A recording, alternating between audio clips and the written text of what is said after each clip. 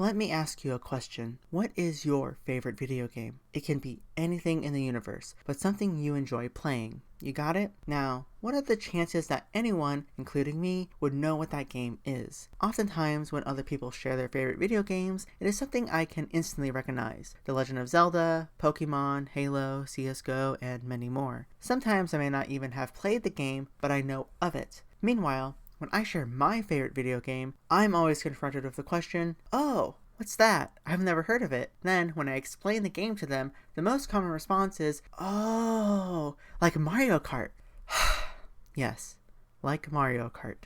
Except not. It's a game that transcends space and time, that has traveled across countries and been going strong for 20 years. A game that changed my life and gave it meaning. One of deep complexity and nuance that no one could fathom until they experienced it for themselves. That is my favorite game, and it's a children's racing game from South Korea called Tails Runner. Rewind back to 2008. Young me came home from school to log in and play her latest addiction, Guns, The Duel, a fast-paced third-person shooter where you bounce off the walls of K-style to quickly kill your opponents before dashing off to the next victim. While they had at most 16-player lobbies, it was considered an MMO, and I wanted more. I frequently read pages such as Xfire, MMO Site, and MMORPG.com, at least they knew their brand. While I dabbled in recently advertised games like As the Story and Iris Online, one caught my eye. The promo image appeared childish, with kids running towards the screen with an almost anime chibi style, but its aura lured me in to read that its open beta was happening soon, October 16th to be exact. Further reading in the article revealed it was an on-foot racing game utilizing fairy tales as themed maps. The game appeared to be inspired by Mario Kart with its own unique twist of athleticism. Before now, the only racing games I recall playing was Mario Kart 64 and Double Dash. I would play with my sisters and friends religiously for hours on end. If an MMO could replicate this feeling,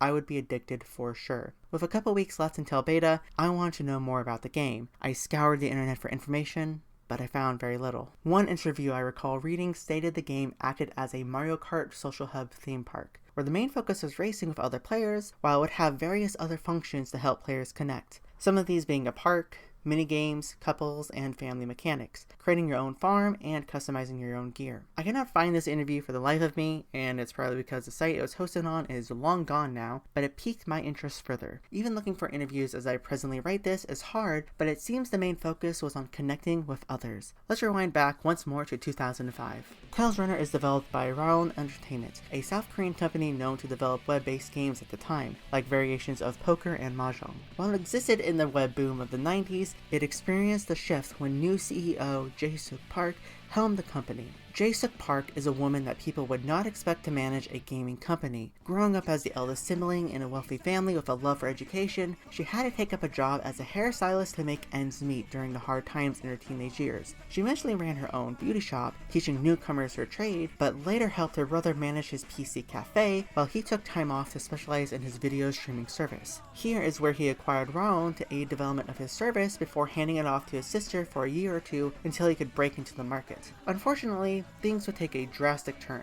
After assuming control of Rhaon, Park had no idea how to run a company, and the profits would take a nosedive a year later. While she thought she could manage a studio since she was the lead stylist at the salon, managing 30 employees is different than 4. Park attempted to license their new games to publishers, but none would take the bait. There was one hope for a 3D board game they were working on, but the publisher pulled out at the last second. This left the company with no funds, and she couldn't pay the salaries of her employees. It got so bad that one day, workers just stopped showing up, and she was basically told, if you don't pay us, we won't work.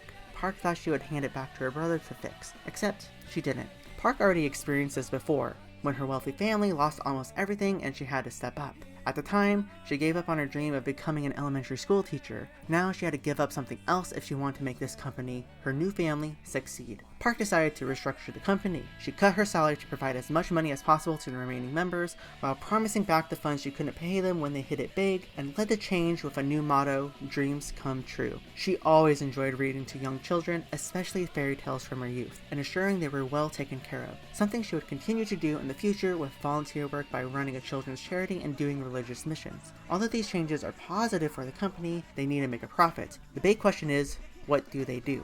Thankfully, they didn't have to look far. At the time, Kart Rider exploded onto the Korean gaming scene and became the #1 multiplayer game. Obviously reminiscent of Mario Kart, this new casual kart racer inspired many developers to make similar games. Rhaon thought they could do the same, but they made web-based board games and didn't have experience with 3D games, at least until recently when that aforementioned 3D board game was cut. The development team thought about utilizing the 3D board game character movements to use for running instead of the many vehicle racers to stand out from the crowd. Since Park enjoyed fairy tales, which were already popular from Disney movies at the time, they used that as a theme for the game, and the Dreams Come True motto evolved into the goal of the game about acquiring a wish stone to make your wish, or dream, come true. Tails Runner would be about King Henry III, the ruler of the fairy tale kingdom known as Tails Land. Due to people not reading fairy tales as often, the kingdom begins to lose power until one day he thinks up the idea of holding a racing competition using the fairy tales as maps. He would send his faithful Red Piero to spread the word of this tournament of a prize of the wish stone. Additionally, since fairy tales span across the world, an idea emerged to have many characters from different regions with unique traits. It would remind the team of their younger days at school, celebrating sports and culture festivals, and even recalling the Olympics where runners from multiple countries competed. This game seemed popular to the team, but when pitching it to publishers, again, no one dared to bite the bait. The company was from Daegu, not a gaming hotspot like Seoul or Songnam at the time.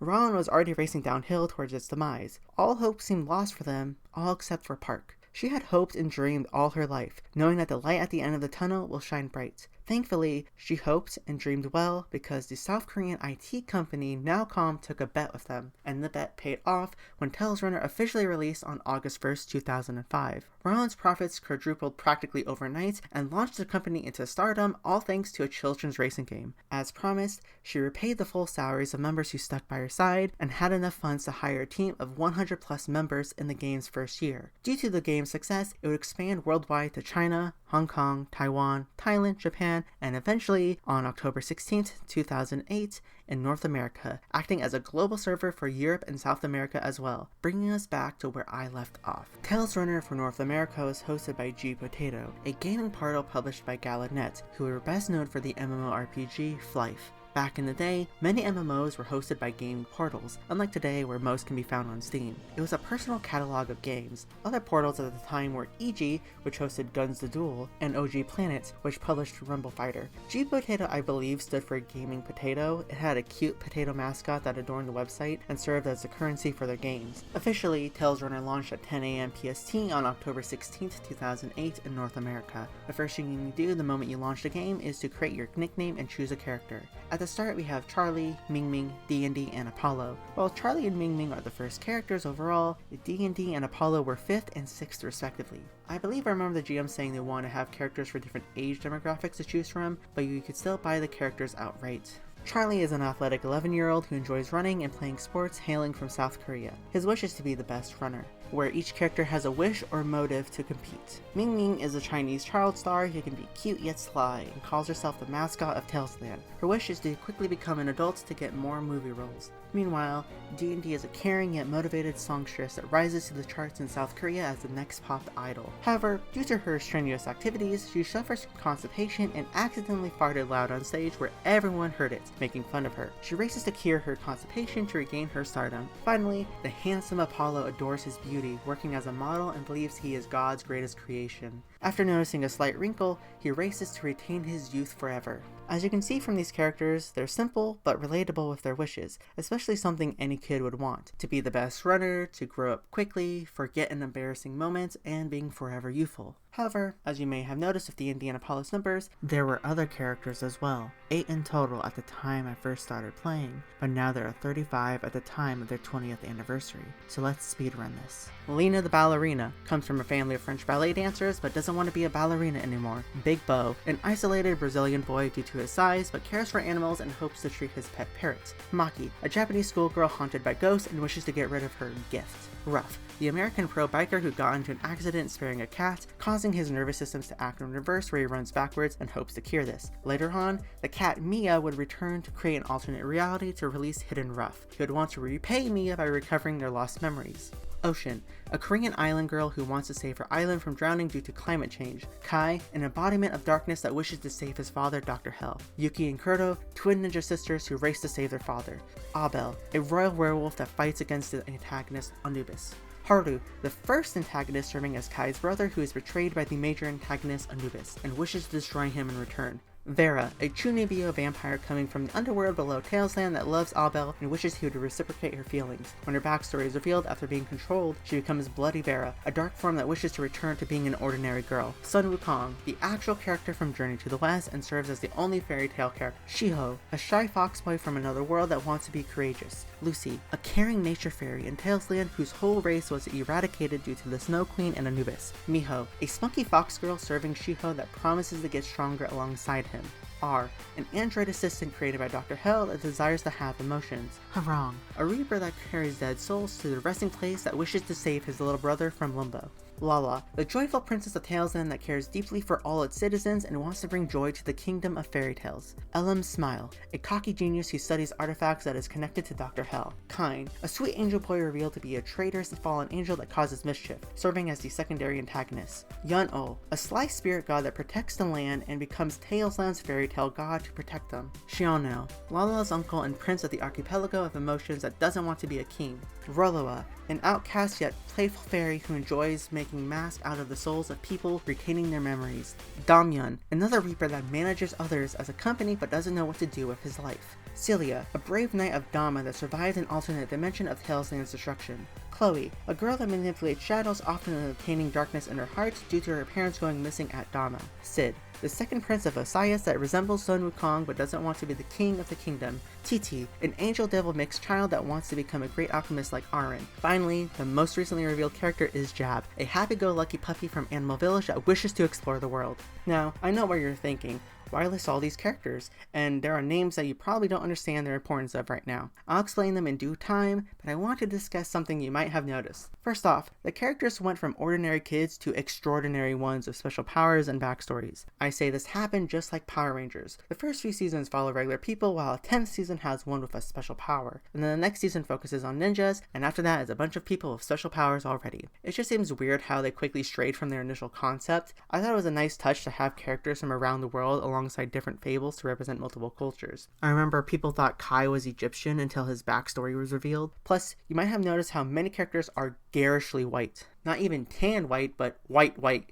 They're practically ghosts. I can see it making sense for Abel and Vera, a werewolf and a vampire, monsters associated with the moon, so less sunlight, but everyone after that looks like they're starving for vitamin D. But the most important reason to show you these characters is it's what attracts people to the game. I saw Maki and wanted to play her, learning more about her character and understanding her playstyle. There are many nuances of each character that ties into their introductory arc, as well as their connections to different characters and the runner themselves, which is you, the player. The best way to demonstrate this is with my favorite character. While I was praising Maki due to my initial attraction to her, I grew more accustomed to another character entirely, Lucy. A fairy from the Valley of the Wind, a region in Tailsland, who serves as a guardian of nature. She is loving and nurturing due to protecting life. She enjoys gardening and talking with animals as well. One may suspect she is based off a fairy tale princess, but you would be wrong. Lucy first appeared in the Snow Queen events where she is encased in ice when landing in Tailsland Park and retains no memories. Her name Lucy comes from an event where fans submitted and voted on the name to tie in with the story. The Snow Queen froze over the Valley of the Wind, killing the entire fairy community within, meaning Lucy is the last fairy remaining, and she remains hopeful to acquire the Wish Stone to resurrect her friends and family. I adore this optimistic attitude about her in such a grave situation, especially when she is still haunted of this traumatic event. She needs to put on a strong face and fulfill her duty to protect Mother Nature while racing. Around the time of her release, I remember my professor talking about having to put on a mask when his father died while teaching and didn't want to disrupt his class. A couple weeks later, I had to do the same when my cat died the morning I had to go in for a practicum class. I didn't cancel and grieve. I went in and put on a pleasant smile while I was suffering. The internal struggle while displaying something different externally resonates with me as a trans woman as well. It's similar to conflict of emotions with the front you put up while suffering. Not the same as losing an entire race of species and you're the last one remaining, which by the way turns out to not be entirely true. Roloa is an outcast fairy that didn't get frozen over due to her being away playing. When Lucy discovers another fairy survived, she is overjoyed and treats her like a little sister, where she has to help teach Roloa how to behave in Tails Land. It's a cute moment that demonstrates her caring nature, especially since Roloa plays with masks and mirrors Lucy's own struggle. Speaking of that, the developers gave each character a Myers-Briggs test, and Lucy's is an INFJ, just like me. So I think Lucy is the best character that fits me, and I'm sure other players have characters they relate with. There's far more nuance to them than I can show in this essay, including their stats and playstyle. Each character has their own unique stat set that compels you to pick one over the other. However, equipping items can balance out the stats and reach a maximum of 10, although Rhaon would later increase this to 15, which would later increase further with max stat increase items to make them overflow. The 4 stats consist of speed, how fast a character goes, acceleration, how quickly a character reaches top speed after recovery, power, a stat used to knock players about, and control, the responsiveness of a character changing direction. To use as an example, Lucy has 4 speed and acceleration, plus 3 power and control, making her a pretty balanced character. The least stat characters can have is 1 and most being 6, as of the latest character. Additionally, they added passive stats to characters relating to their story or ability. For Lucy, she has 5% bonus luck, a stat I'll touch upon later, but I guess it's because she's lucky to be the only fairy alive. Pretty dark joke in retrospect. These aren't game-breaking stats, but something to help them. Once you select your character, you can start the game. Upon first starting a race, a portal paints a winged door in the sky that will open to let you free fall below. When you fall, you can spam the jump key to descend faster before landing, where you need to time the dash key. If you succeed, you get a boost of speed that is called a land dash. If you're slightly ahead or behind, you land regularly, and if you're off, you crash into the ground like Wile E. Coyote. Obviously, this is similar to other racing games' start mechanic to press go on green. I think Tails Runner does a better job to make it fair where people fall together at the same place instead of a starting line one behind the other. However, there is another feature where players can be stomped on the head at the beginning, stunning them if you're on top of someone else. This applies in races as well to bounce off other people's heads. Plus, you may have noticed a circle for character in it on the left. The blue gauge on the right is our dash meter. When we hit the dash key, it will decrease but regenerate slowly over time. It should be noted there is a rubber band system in place. If you're in the very back, your dash meter regenerates super quick, while it is slower in first place. Meanwhile, the bar on the left is empty but fills up when we encounter an obstacle. It hurts us until it becomes full, where we press the item and dash keys together to use Fury. I would compare this to the star in Mario Kart, where you become invulnerable for several seconds and can knock away anyone around you. I like how it manifests the runner's emotions in this way and makes the characters feel personal, as if their struggle with tripping over a hurdle or getting hit by a chicken gets to them. And yes, you heard me right, getting hit by a chicken. As with any party racing game, Tails Runner comes with items. It has 2 item sets, with the second one releasing several years later to add variety. Many of them exist to hamper players by stunning, slowing, or knocking back others during a race. It becomes chaotic and requires precision to evade obstacles on your way, including shield items. The most notorious ones are chickens and penguins, which hunt the player ahead of you to stun or knock them. It clearly behaves like a red shell, and to every red shell is a blue one, which Tails Runner has with electric-themed items. Daddy Octopus, Mommy Octopus, and Thunderstorm target the player in the lead and shock them, as well as those nearby. The only caveat is Mommy Octopus shocks anyone in her path as she flies towards first place. Finally, the more fun one, in my opinion, is the Transformation Bomb and Witch. A cloud of smoke appears and transforms racers into one of 5 animals of different speeds, starting with the slowest being turtle,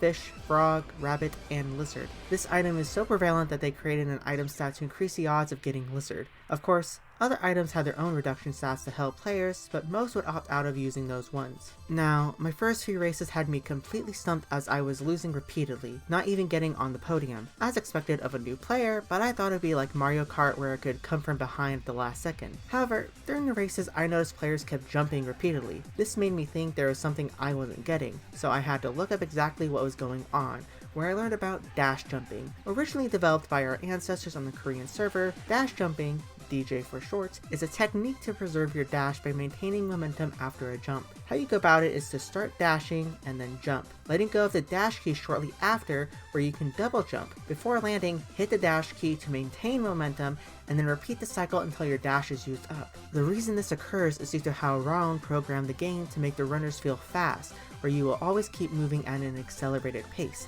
This can be best seen with what people call bamping. Not bumping, but bamping is where the characters with a higher power knock you away when dashing past you. Sometimes you can absorb their dash to refill yours as well. This constant force can lead to some funny races as well as interesting bugs. When first learning DJ, I used my dash too excessively. I had to learn to tap quickly instead of holding down the keys excessively, which I think is something many players struggled with. However, practice makes perfect, and I got into the routine of DJing quite well. But man, learning this technique reminded me of guns and K-style, an unintended mechanic in the game that players have to learn and develop. It drove me to learn about the game more. Now that we know how to play, let's talk about everyone's favorite thing in any racing game: the maps. At the start, there are 3, technically 4 channels, with them being 8-player channel with easy and normal options, 30-player channel, and relay channel. 8-player is a regular mode that has some unique maps due to it containing an option to create 2 teams of 4, but the majority of them are playable. They are split between training and fairy tale maps. Training revolves around teaching players how to play the game or use certain mechanics. The most notable one being Speed, a regular racetrack with dash panels, Hurdles, a regular racetrack with a bunch of hurdles, and Super Jump, a not regular racetrack with a bunch of launch pads. Each one was to help players maintain their dash gauge, avoid obstacles, and practice land dashing. A second series of maps called Block Maps would release containing various colored blocks in different patterns to help teach runners timing and introduce new mechanics like grappling. These were a bit more difficult than other training maps, but the game would hold developer festivals where different devs created maps using blocks to make unique courses. Most often it was them thinking outside the box, like one falling down different holes or constantly dashing. They would expand into more devious ones, like this Escape from Hell map with floating skeletons that knock you off a thin path that slowly reveals itself to you until you reach the pearly gates of heaven. Then we come to why this game is called Tales Runner, the fairy tale maps. While one can expect to see maps based on popular fairy tales like The Frog Prince and Jack and the Beanstalk to appear, those stories originate from Europe, which is why the initial fairy tale maps in Tales Runner come from different cultures. We have Hyungbu and Nobu and Sun and Moon representing fables from the developer's Korean childhood, Momotaro and Yuki-Onna from Japan, Aladdin from the Middle East, and Alice in Wonderland from the United States. Although it doesn't encompass the whole world, it covers many grounds on distinct countries, harkening back to the game's origin of the world coming together for a giant race, where it applies to the stories as well. Something else I have to mention is the aesthetic of the maps appearing as a pop-up book. Terrain hazards and characters appear as 3D models, but the backgrounds have papier-mâché trees and standee buildings, evoking the sense that we are inside an actual book and racing through the story itself, and not just a map based on the story. Plus, the assets remind me of a stage play, as if we are characters performing to those that reside in the stories. A good example of this is the Peter Pan map, where we have to rescue Tinkerbell from Captain Hook. We take on the role of the British children, where we race along the clock towers of London until we fly into Neverland, where we land in a forest of monkeys and pixies. The monkeys can throw bananas to give you a dash bonus, and the pixies appear to cheer you on to help rescue their friend. Then the river and waterfall section is littered with crocodiles, foreshadowing Captain Hook's demise, where at the top of the waterfall is where the Indians reside, before finally arriving at the pirate ship, where you choose one of 2 panels. One releases Tinkerbell, and the other releases Captain Hook's parrot. If you choose correct, you get a bonus reward, and if you don't, nothing. It's a good demonstration on the fairy tale map philosophy. It uses a child's imagination to place into the story as a character instead of what would it be like living in the world of Neverland. Next, 30-player channel is what Tales Runner likes to boast, where many players race each other. In 2005, this was unheard of to have so many players. Most lobbies were 8 to 16 players, and Tales Runner doubled that. Even today, Mario Kart World just expanded to 24. In this channel, it contains a unique map type called Survival. As you can surmise, players can be knocked out while racing, and it ends when there is only one racer remaining, or whoever finishes first. This channel was the most popular due to Survival allowing players to display their skill, while also filling up lobbies quick. We're not going to talk about the EXP farming rooms though. Initially, the first 5 survival maps emerged from Tales Runner boss characters in the dungeons of Talesland. Together they served as Tales Runner's first chapter or series of content releases called The Monsters Attack, where more will be themed around new content or maps. This series consists of a long corridor with the boss throwing different skills at you. What is unique is that most maps have you running away from the screen, while 3 survival maps have you running towards the screen, which are the male bosses, Daddy Octopus, Uncle Lizard, and Sailor Joe. You try to escape their grasp as they draw closer to you, with them throwing attacks like electricity, rocks, and waves, respectively. Meanwhile, The former two's counterparts, Mommy Octopus and Auntie Lizard, create a map with limited space as the male bosses try to flee from their wives. If you get too close to Daddy or Uncle, you are out. And if you get caught by Mommy or Auntie, again, you're out. There are additional ways to get hit, like red electricity or lizards pushing rollers. Thus, the most common way to eliminate someone is to build up fury on the spring traps to push people into these hazards or make it difficult to recover. TR would expand survival maps in different ways, such as a map forcing the gates between two bosses to change, or one that eliminates players in certain race positions, so people get in a group to try to not get knocked out, but the most popular were quiz-related maps ran by a Sphinx.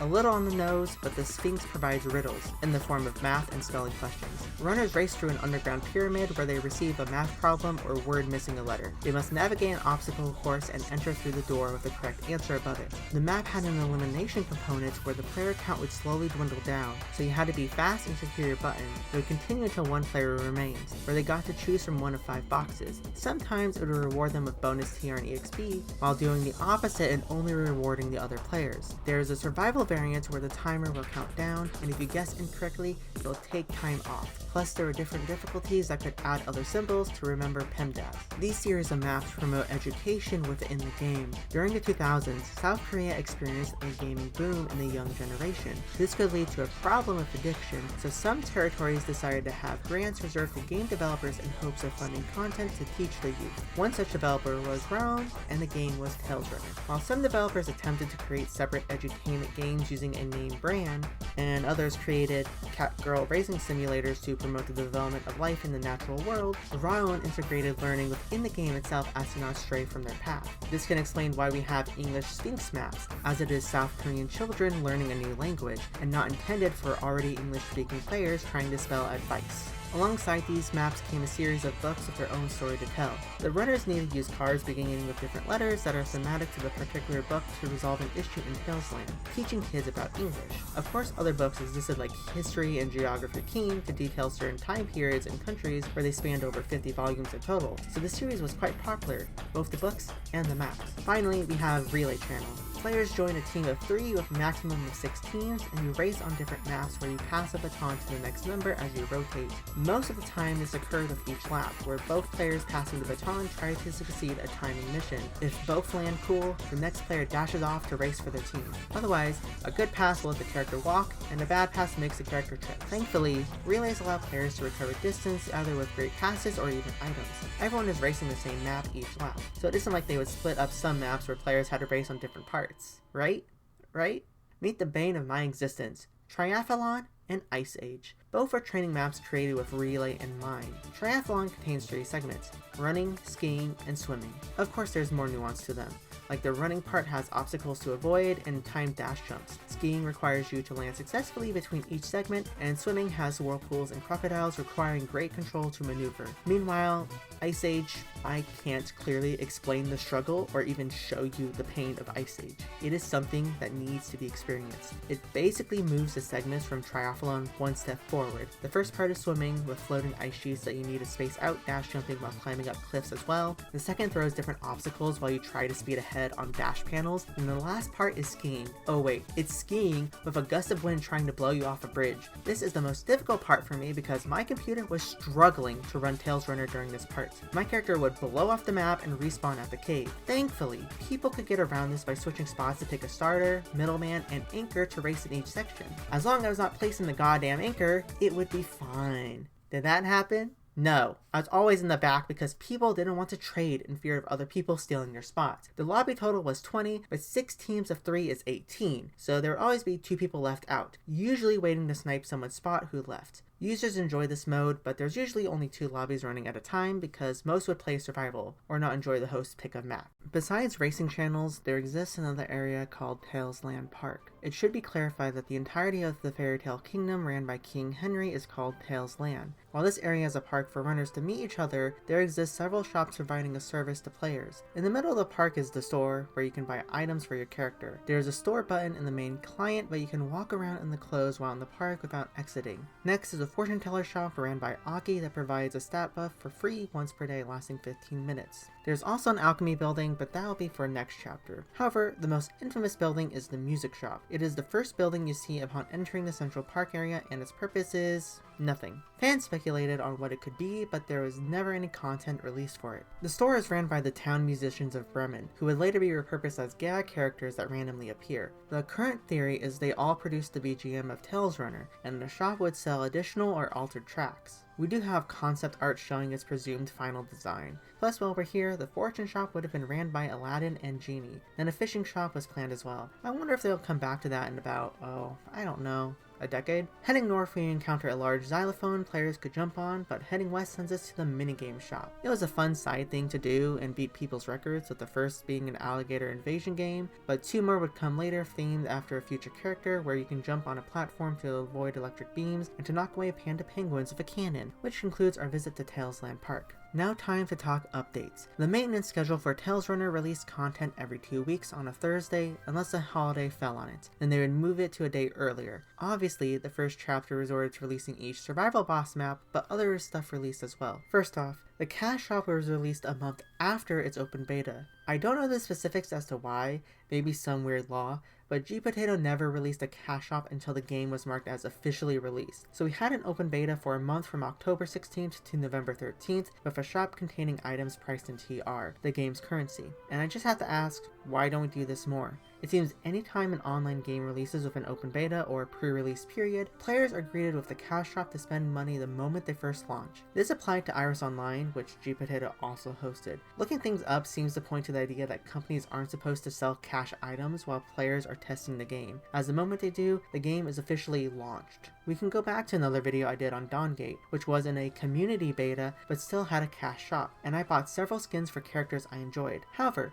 the moment they shut down, they announced they would refund everyone. Theoretically, players could sue in a class action lawsuit if they didn't refund the money during a testing period, yet I don't know why developers and publishers still do it today. The best I can think of is to provide an estimate on how many players would purchase cosmetics. Back to Tales Runners as well as Iris Online's case, I think gPotato wanted to play it safe and not face any legal repercussions. The reason I bring this up is because one of the exclusive items they sold were scarves, which adorn your neck and create a long trail behind you while racing. There were 7 colors, one for each in the rainbow. The color I wanted was orange, because I was fanatically consuming another series at the time with the theme of a rainbow, Cut to Kill Hitman Reborn. The leaders of each family represented the sky flame, which is the color orange.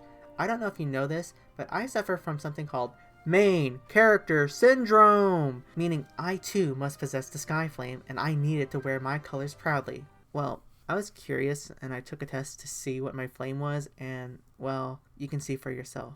I really am the main character! Unfortunately, I could not buy the scarf. Being the poor adolescent I was, I resorted to the next best thing, beg. I don't remember who it was, and I feel really bad now. I want to say it was Snuckle, but I may be wrong. I asked them to buy me a scarf after a race when I saw they had one. They were nice enough to buy me one, so they added me because you can only gift stuff to friends, and the time limit was 7 days, and I felt fashionable for a week, and that's all that matters. Now, I remember I said I would pay them back when I got gPotatoes. I don't think I ever did, but this has been weighing on my guilty conscience. There are times in the future where I would be nice and gift people stuff if they ask. I hope this would repay my debt, except there is one time I have to mention about this. Someone messaged me asking for an item from the cash store, so we added each other, I gifted it to them, and they immediately removed me from their friends list. Not even a thank you. So sometimes being nice doesn't pay off. Back to the shop. Besides costume items for your character, there existed buffs to players for a limited time, or cosmetics in different areas like chat bubbles and emotes. Plus there were pets, small beings floating next to your character. Each pet had stats relating to a theme, like Pyro being about Fury and gaining bonus TR and EXP upon finishing in the top 3, encouraging a playstyle to eliminate players, or Fortune being all about luck, where the TR and EXP bonuses randomly generate each race from 0 to 77%. Then pets have 3 stages where they transform upon each level. You gain XP from racing with it as your pet, where each level requires more. This level mechanic would later disappear as it felt too tedious to players, alongside the game adding more pets to own. What they didn't remove was the fact that pets require food to feed to keep them alive. If they die, you would need a Phoenix blessing to revive them. Finally, the levels go from a cute chick to different colored shoes with wings. You might have noticed this flying shoe in the logo and various trailers. It serves as a mascot in a sense, and the leveling system adopts the theme. Players rise to different shoe types, starting at the color red all the way to purple, where they adopt wings that possess a different design. I believe the level cap ended at shoe upon release, but expanded to winged shoes later down the line, like regular, angel, stellar, and more. I know many players focus on reaching the cap to be at the top of the rankings, which we can see in the game and on the web page. Beginning in February 2009,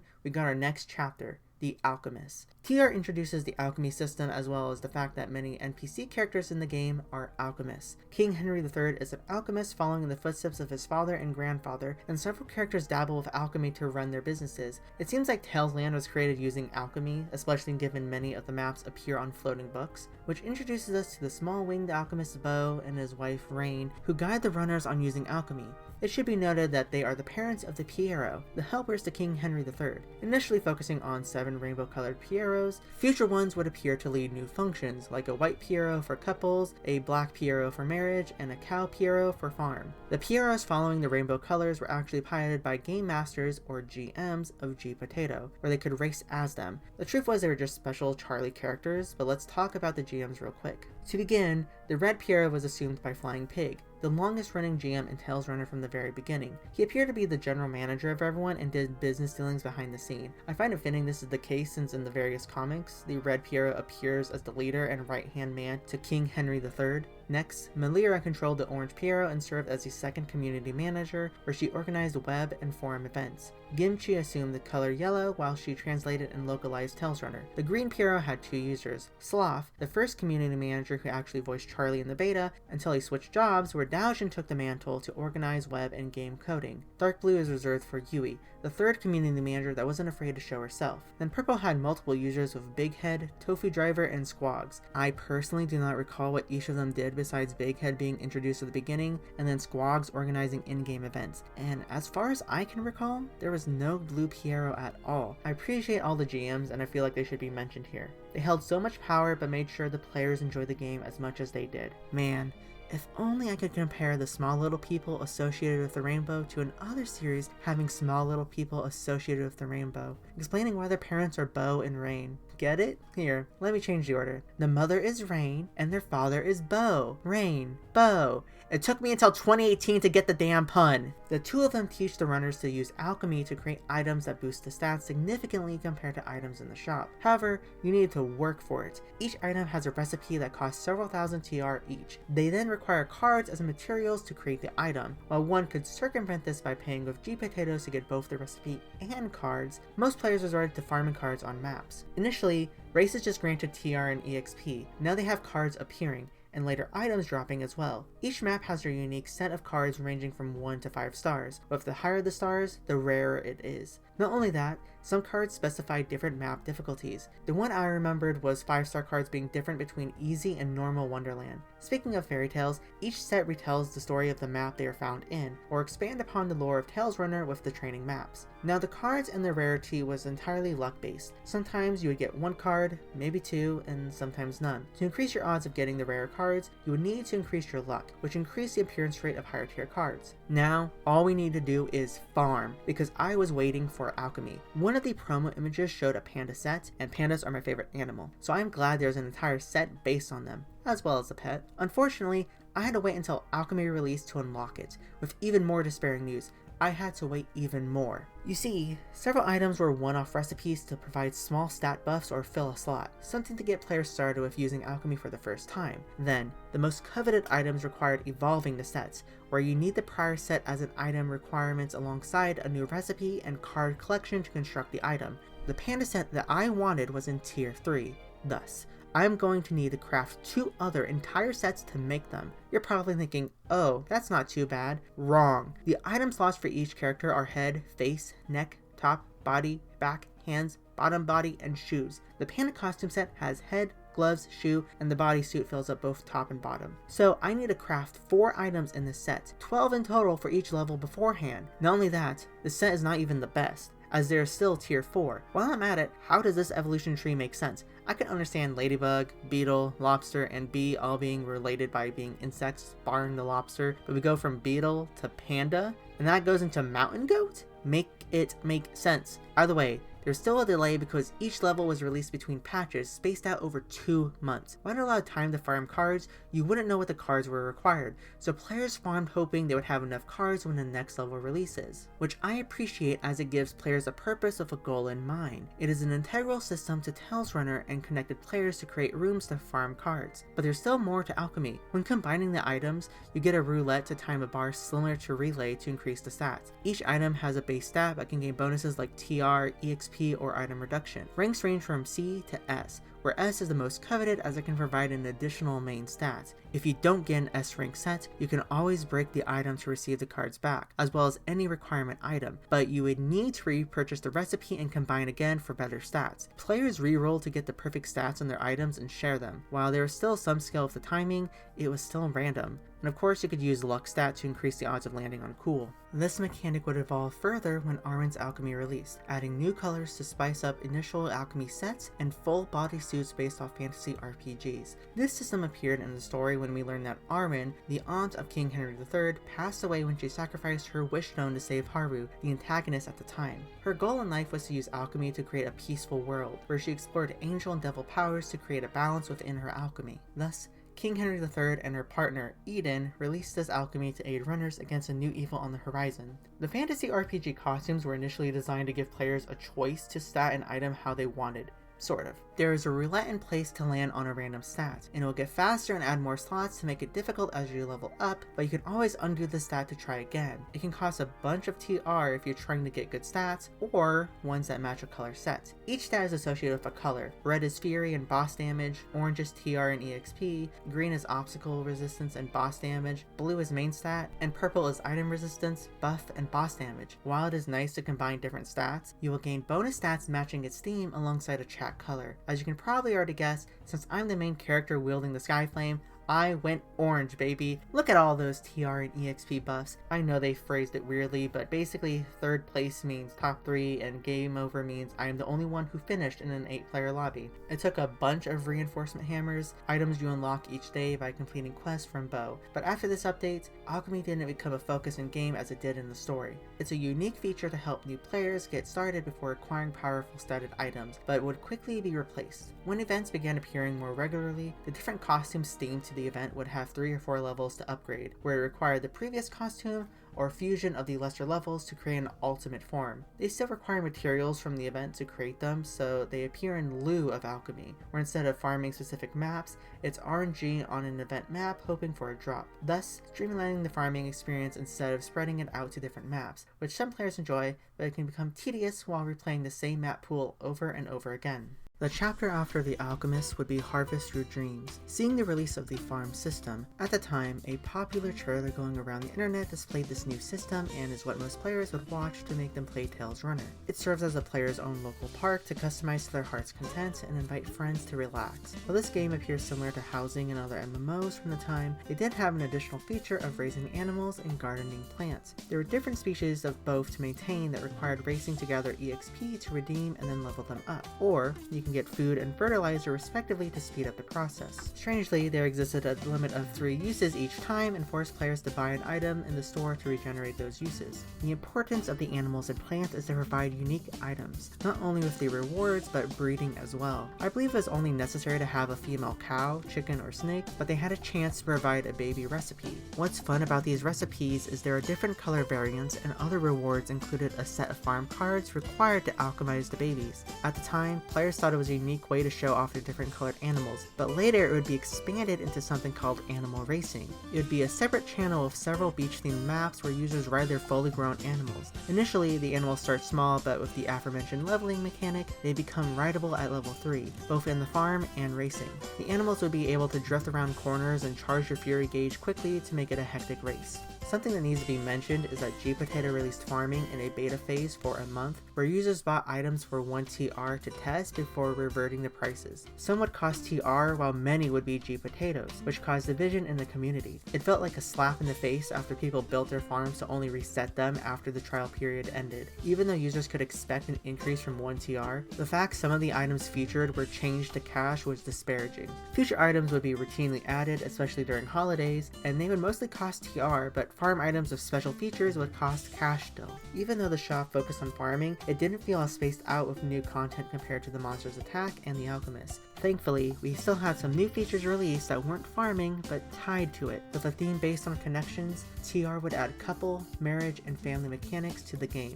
Couples saw two users partner up and receive bonuses when racing together. They bought rings to propose to one another and then level up based on how many days they've been together. Afterwards, they can waltz up to the Black Piero and get married. Tails Land is Las Vegas, everyone. The marriage system requires a farm item of a different character being the officiator. I think it was King Henry, Daddy Octopus, and Wedding Piero, but I may be wrong. When two partners are in the farm and initiate the wedding ceremony, a special scene will play out. As you can see, many people made this a special occasion. When my friends Aelio and Killua got married, they invited a bunch of people to watch after organizing their farm for this special moment. Then we had a reception afterward where we did a bunch of relay races. People really wanted to make this a special moment, not just for their couple, but everyone around them, including their family or soon-to-be ones. After getting married, you can adopt children off the streets of Tails Land. Doesn't that sound like fun? Of course, when family members race together, they gain a small EXP boost, and it must be nice to have 8 members for an 8-player lobby. Players took these systems seriously. I remember so much drama with people breaking up or threatening to end their marriage over small mistakes. They would use megaphones to announce it to the world, which is a global chat message to everyone compared to a lobby or park chat room. It was hectic. Thankfully, my family didn't have that problem. I was married to JP, who mysteriously vanished one day, and don't worry kids, I promise mommy didn't murder him. Maybe. This joke makes no sense because I had no kids. No one wanted to be mine. Thankfully, I had the best parents in the world, Valkyon and Chizuru. They treated me as if I was their actual daughter, well after they stopped playing. We would message each other frequently and send gifts in real life for special occasions like birthdays and Christmas. Like I said, people took this seriously, not just in game, but in real life. I had Rapid Dragon and Krager as brothers. I lost touch with Rapid, but I know Krager was managing the Tails Runner wiki page. Coming up next is Chapter 4, Dr. Hell Returns, which sees the arrival once again of Dr. Hell, a purple-fitted man donning a panda mask. While not officially introduced, he was teased throughout the comics as Tails Land's map maker, using his extensive knowledge of alchemy to create the perfect maps. However, he and King Henry III don't see eye to eye due to Dr. Hell being the apprentice of his grandfather and colleague of his father. Thus, he took a break from making maps. Or should I say, secretly, because Dr. Hell was creating maps during his break with difficulty that no one could imagine. Like, sometimes it could take an hour just to have someone finish a map. That's where the licensing system comes in. To enter the Dr. Hell channel, one must complete a series of missions within a certain time frame. Alongside these were licenses for beginners and intermediates, and later on, licenses for special maps to unlock. They would later remove the Dr. Hell channel and make it where players who possessed the license could host rooms with the maps, creating a sense of achievement with these unlocks. These maps were insane.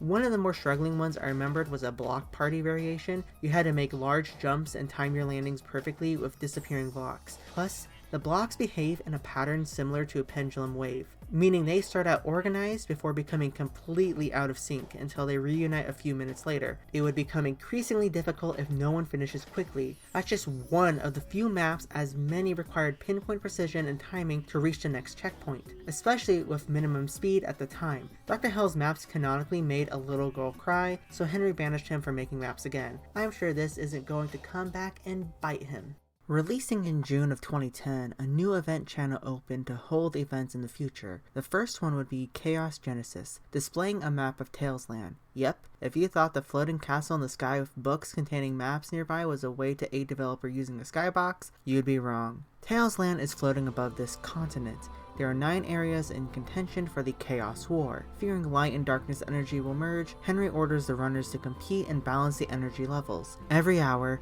a couple regions will open where runners will race one another to gain points. At the end of the hour, the team with the most points claims that territory, and you get a fragment from that land. The factions competing are angels and devils, which you get to select in the park. Players receive the recipe for the first level set of the new angel or devil alchemy, alongside a chat box and icon. Unfortunately, this was bad news for gPotato. You see, being the heroic individual I am, I wanted to be an angel. Unlike me though, everyone else didn't. Most players sided with the devil, creating an imbalance of about 80-20. This was abysmal to play because even if the Angels won races, players still got points for playing, so it contributed to a wide gap and Devils just claimed land after land. The GM saw this and did an emergency maintenance after day 5. Now, users get randomly placed into a team. I don't remember the exact specifics, but I believe if we already chose a team, we got to keep ours, and they waited to fill up the Angel side until creating a random placement. However, lobbies can still be lopsided depending on when you are playing. The goal was to reach at least 10 players, but sometimes you can have 11 Angels to 3 Devils. Then players raced with items on random maps. It's funny because while players could chat while racing, the other team would be censored so you didn't know what they said, but I think this screenshot explains clearly what happened. People could still use megaphones though. And God, I was so toxic back then. I wasn't befitting of an Angel leader. Oh yeah, I need to talk about that. So, there was this community event where 8 players, 4 in each faction, were selected as leaders. The Angels were led by Diggy, Superroy, and I, with Chizuru as the de facto leader, requiring a forum moderator to monitor situations. I don't remember who the Devil leaders were, but I know the Darkside X was one of them. We were privately messaged by a GM and sworn to secrecy. Our identities remained hidden to have players suss us out, where they submitted a password to a secret subforum and accuse a leader. The goal was to have all 4 leaders revealed, and then the opposing side would receive a buff. It's like a larger game of Mafia, which only lasted 30 minutes. Someone revealed not only themselves as an Angel leader, but the password as well. I know who it was, and all I will say is it wasn't me. And it wasn't Chizuru. After this failed attempt, the GMs gave us all megaphones and prizes to hand out to users who kept playing or were new to the game to encourage support. The Chaos War was an exhilarating event that gave players a true sense of competition, as if we were fighting for something. There were event shop rewards to display your effort, but the most coveted prize was the special Angel and Devil pet recipes. You needed a piece from each land to craft the pet, and once done, you could proudly show it to everyone. However, that was only the first war. A second one broke out due to story complications involving the kidnapping of Dr. Hell by Haru, who forced him to create maps to hamper the Tales runners. This would be the co-op PvE maps where players work together to take down a boss, something deserving of a boss map, unlike survival. King Henry III would order the Piero to help construct a map to train runners with Tekken or Nemesis, a robotic training dummy. I enjoy this map as it gave players an idea on what it means to work together, creating a bridge by passing team members along, calling out simple names to find the odd one out to open the door, and finally, the boss himself. I remember how difficult it was to defeat him as we had a timer, but we kept getting shocked when trying to land hits on him. Of course, we had to evade the red lightning or else we died, but we needed to open boxes to fire stars to stun him. Players ignored these boxes or would stomp teammates by accident, really pushing the test of a cooperative map. However, the players I detested were the ones who either didn't use their star or use it after stunning the boss when they could have saved it. This use of the star would carry over to other bosses to weaken them, with my favorite being the Dark Witch on the Forest of Sweets map. Side story time about this map. They always listed the maintenance time on the website, but they would sometimes open early, so I logged in like 2 hours earlier than usual and saw the game was up. I went to check the new map and saw one room open looking for players, and I joined it. Unbeknownst to me, we were the first players to actually play that map because not only did they open the server early, but the map was supposed to be locked until Sunday, so we got to test it 2 days early. I remember people theory crafting the best way to defeat the boss because we only got half an hour to play it, and only my video recording of it existed at the time, and we lost every single time, but we kept improving. Fantastic and memorable experience for me. Now, the map itself. Gretel asks us to rescue Hansel from the witch's clutches, where we are in a forest of sweets. I love this map aesthetic with different desserts decorating the sides and using their different properties as hazards, such as breaking down cookie doors or bouncing off gelatin. The first co-op part is finding a trail of breadcrumbs under a bucket. Nice pun. Then each player grabs a fruit and lands on a button to open the fizzy waterfall. This part can be difficult as usually the first 4 should grab different ones, but people make mistakes, like me. After this is a bunch of fat kids who aren't Hansel devouring chocolate and blocking our path. They can be frustrating with such a small window to get by them until someone clears the path at the end. Now we arrive at the boss, and this is a true test of teamwork. So, the goal is to break the star jellies and use them to knock her off to damage her. However, if you're hit by a regular jelly, you are encased in it. The only way to escape is to have one of your teammates help break you out by stomping on it. This specific mechanic is why I love this co-op, as it feels like you need teamwork on it. Other ones require great coordination and communication to evade obstacles or figure out puzzles, but this is the only one where it requires you to save a teammate. As someone who plays support roles, I love this part of the map. Otherwise, a pepero stick will knock them into the witch's cauldron we're fighting over. But wait, it gets better. There is a part 2 to this boss fight where you ski down an ice cream slope as she tries to flee. On the first playthroughs, we kept dying in the first part, and you could see the reactions that we had that there is a second part to this boss, especially since it is extremely difficult. Users can get stuck in the gelatin and fall behind when trying to stun the witch, the only time you can damage her. Plus, the slanted slope makes it hard to land dash and to do continuous attacks. After several attempts, I did beat her, but this is the one that requires plenty of teamwork and is my favorite co-op map. Rhaon would later expand co-op with a different channel following similar but new rules, raids, beginning with Anubis, the primary antagonist of Tails Runner, who is a manifestation of darkness desiring the Wishstone. He invades Tails Land with his forces of darkness infused minions. It's quite creepy seeing not only Henry's castle destroyed and overflowing with darkness, a place we've raced in many times before, but the enemies we stopped along the way. They appear lifeless and monstrous with darkness inside them. Their appearances aren't deceiving as they are difficult to beat. Instead of one hit and you're out of co-op, players have HP bars and they take damage from attacks. Not only that, they have specific stats like attack, defense, and critical to aid you in raids. Something I don't like though is that most of these stats are tied to the Avatar and Jewel system. Avatar was a fan requested feature because players wanted to look stylish while running, yet the outfits with the best stats for each character looks like a hodgepodge closet a kid picked out from.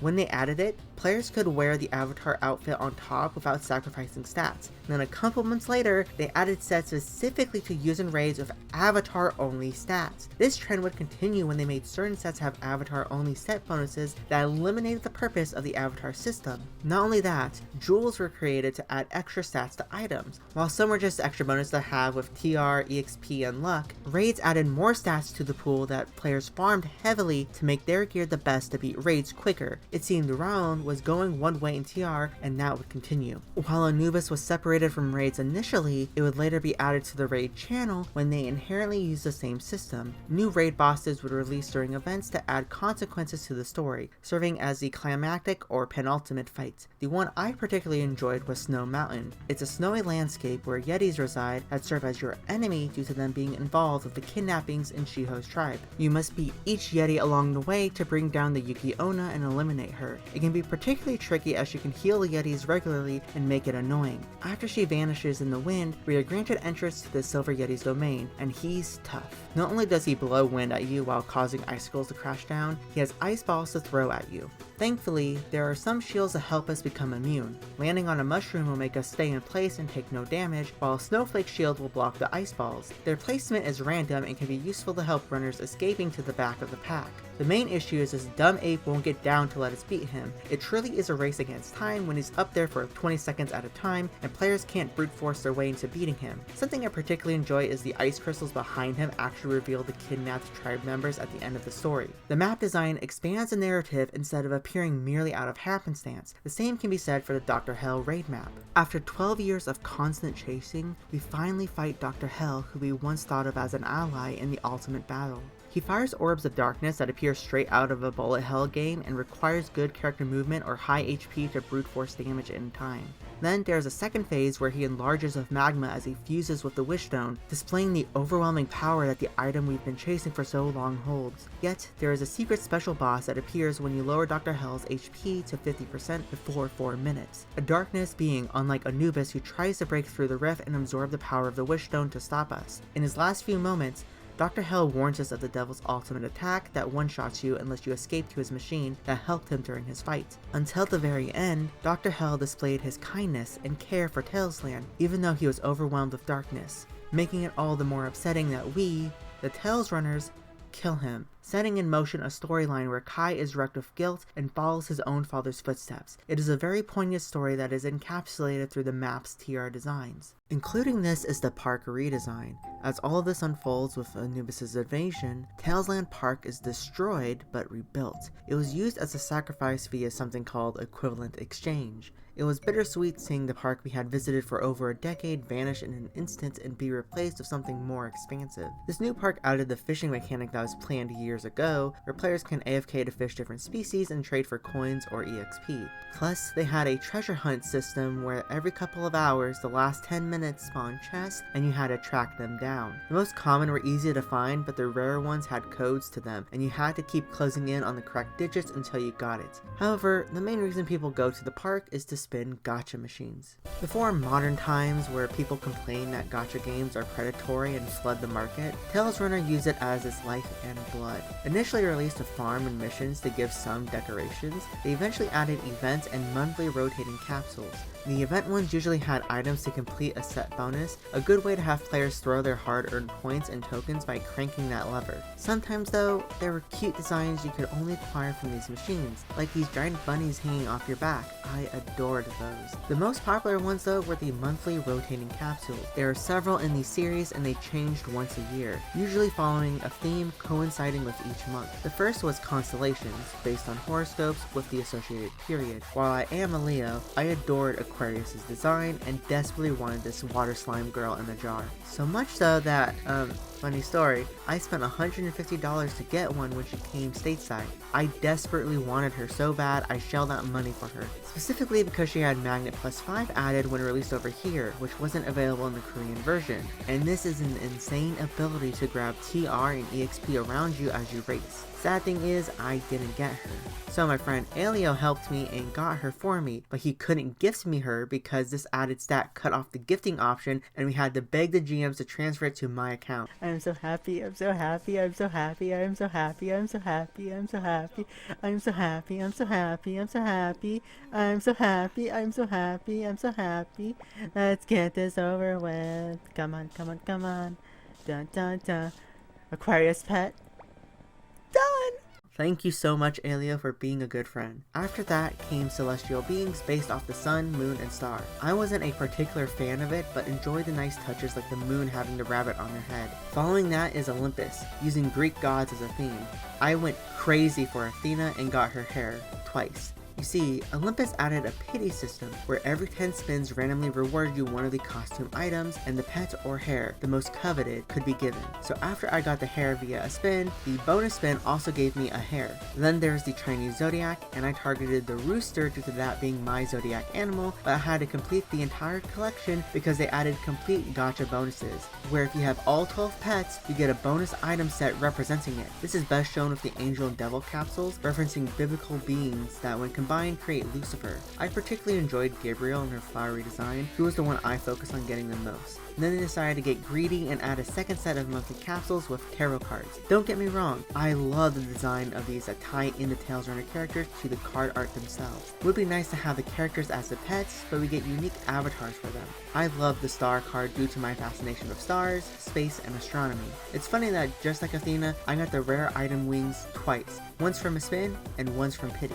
Unfortunately, I was too excited and didn't gift it to someone, so I had technically one pair because they released as timed items, but you had to alchemize them. After Angel and Devil came Flower Language, where each month is represented by a flower. I was glad to see that the sunflower represents August, my birth month, as I always saw sunflowers in the summer and reminds you of that period. However, I focused on February's Forget-Me-Nots due to its association with Anohana, and I love the cool light blue in the flower itself. There were other special gachas like the dragons or fox Magatama, but I heavily associate the routine releases as the main gachas. And don't worry, if you don't get these items or weren't there for gachas, they had a time capsule in the park that switched every time it emptied to previous ones, so you still had a chance. Then there were the events, which pertain to community and seasonal. Community events were commonly seen on the forums, but sometimes in-game. I remember events like editing comics when releasing Maki's Ghost and Ocean, or creating an item description for the legendary Flame Gear, popular items at the time that people desperately wanted. I won the White Legendary Flame Wings description, which I was pleased to have my name immortalized in Tales Runner history, but not as impressive as Nia Nia winning the Create a Costume event.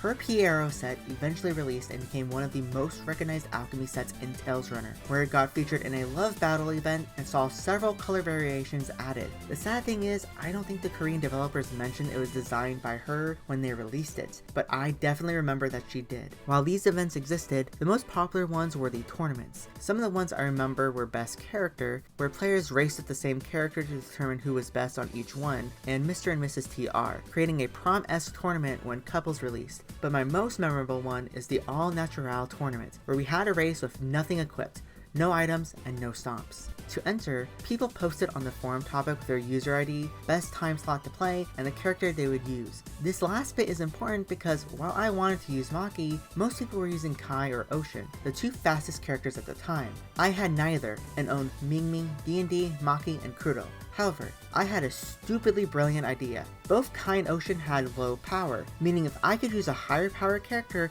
I could bamp them. Bamping steals dash from players, so if I could just keep bamping, I could retain my dash jump and get ahead. Then when I noticed someone approaching, I could get next to them and bamp them to steal more dash. A genius, foolproof plan. Thus, I entered with Kudo, who had 1 speed and 4 power, compared to the 5 speed and 2 power of Kai and Ocean. Now, let's watch the start of my round. To start, it was all random maps, so we don't know what will come, and it's speed or hurdles. Well, as long as I can get a good land dash, I'll be set. Yeah, so, I didn't do that, and I ended in 8th place, with the Dark Side X winning first. I actually thought I was a genius, but I guess not. I landed on someone's head and stomped them, canceling my land dash. Wait, I stomped them? Apparently, I stomped on Diggy, a forum moderator, and someone I knew who played Iris Online and Smite with me, but we met on Tails Runner. She sent me a message after the race asking for video proof of her claims because the GM who monitored the event, Squogs, didn't record the race. Actually, all of the GMs didn't record the races as multiple rooms occurred at the same time. No fault of his own, mind you. I'm sure he had other issues to deal with. After seeing the footage I provided once the tournament concluded, he asked all of us to meet tomorrow for a rematch where first place gets the grand prize and everyone else would get consolation prizes of 3rd place due to his mishap. Same characters, same users, minus the Dark Side X, same all random with it being Ali Baba. This is the perfect map for my plan to unfold. There is a 15-second window for users to pick up gems before the door opens. As this was a race, everyone headed for the door. Once it opened, all would go according to Keikaku, where I stole dash from a couple users and sped off. I lost some distance from climbing the cliff bridge and failed the land dash after falling from the rooms, placing me in 3rd but falling to 5th, as other users caught up. Thankfully, this map creates a new path for users falling behind that I took, but it seems like all hope was lost. It worked in the first half, but not the second half of the map, with so many people spread out. I guess my idea wasn't brilliant after all. Well, I could say I did my best.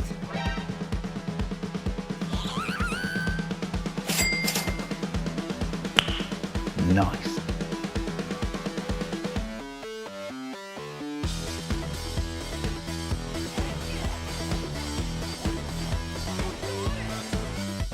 Don't let your memes be dreams. God has graced me with magnificence from last to first. I truly am the main character. Yeah, so, I won. I guess you could say I'm the best Tails Runner player out there. Ignore the fact the player fell to his death before the finish line and that this was also a rematch. Okay, yeah. Saberman fell when trying to make a long jump but descended to the pits of fiery hell before him. It was an unfortunate mistake. He probably should have won, but thinking back on it with my arrogant main character self that I am, I could have probably beat him. Considering how much dash I got from several players as he raced up the ramp, I may have been able to catch him and bamp him to get the lead. Unlikely? Yes. Possible? Also yes. Speaking of bamp, you may have noticed several blue shields appear around characters. These were assist items they added to block bamps equipped in the user's room. According to the rules, they were illegal to use, so several users should have been disqualified because they put a wrench in my plans. But since I'm such a nice and generous main character, I'll turn a blind eye and forgive them as they probably forgot to take them off. I mean, I won. I'm the main character. Nothing bad ever happens to the main character. While those events were popular and had the community come together, the most popular were the seasonal events like the Chaos War. There are too many to talk about that I have fond memories of, like the Great Hero War, Anubis, and Genesis. The best way I can describe these events is to talk about my favorite, which is Tails Academy, an alternate world created by Princess Lala when she wished to have a world where she can become friends with everyone, thus creating a school with all of TR's characters inside as the student body. I truly believe Tails Academy is a love letter to Tails Runner itself, as it had the most maps out of any event and clearly referenced older maps. This was not only intentional to provide new users context on what they may have missed, but served a narrative function for Lala since she had a 12-year growth spurt in 6 months. The map Lunchtime had the characters race to the cafeteria from their classrooms and serves as a fairy tale map. Then there is Tales Runner Subject King and Quiz Survival, both referencing the Sphinx maps with their academic subjects and Tales Runner history, but they improved the map where everyone's door is randomized so you can't cheat on the quiz, which is so fitting for a map based on school. Then there's Occupation, which isn't a career aptitude test, but a King of the Hill capture game combined with Rumble. I didn't explain Rumble as I don't particularly enjoy the mode, but it's a team PvP game where you use items to eliminate players and gain points. While these contribute in Occupation, the objective is to hold areas to gain points until a team reaches the cap or time runs out. It can be fun for some, but I find it exhausting. The most popular thing is their most ambitious one yet, the Runlympics. They created stadium maps inspired from the training maps of old, with an obstacle course flair to match the school aesthetic. People play these maps religiously due to how quickly they are to complete, but can become a mess with so many obstacles and items in your way. I particularly enjoyed the super jump variation and remember ranking highly in this mode. But wait, it gets better. Tales Academy had a second semester. That's right, a second season immediately after the first. We got a culture festival map where the halls become a haunted house, and more Rumble maps based on Rhaon's own headquarters. There was a theme of arts versus science with a foreign exchange program in between. Like, one map had us racing through New York while Medusa escaped from a history book, and we had to send her back to Greece. Wait, isn't that model the same one they used for Medusa and Smite? Oh no. So, Tales Runner has an interesting trend of copying stuff, especially if something becomes really popular. While the Medusa model can be chalked up to being bought off an asset store, similar to Iris Online's situation, other stuff can't be so much. I think the two most prevalent moments were Tales Runner hopping on the party train when Attack on Titan and Squid Game became popular. The Attack on Pierrot map saw giant Pierrots destroying the reused Pied Piper map, and runners dashed through their attacks. At one point, the characters equip maneuver gear and fly through the town, and they actually gifted players this item. Then the Squid Game map recreated red light green light from the show, but once again with a Pierrot. You'd have to freeze in place when the phrase ended or be eliminated. Both maps were only present for a month and taken out shortly thereafter, and I should say there was no claim of official partnerships between either property. It seems like they wanted to make something quick to catch on the series' coattails, which, by the way, the Attack on Titan map released 4 months after the anime, and Squid Games was 1 month after the series premiered. But the most egregious instances were characters or costumes being taken from artists' social media and used in Tales Runner without credit. This seems to be a weird case where the game rotates throughout different artists every year or so, except the first 5 years where Ogun seemed to be the lead designer with his sharp but vibrant illustrations. To give an example, Rio did artwork from 2010 to 2011 and LP did it from 2018 to 2020.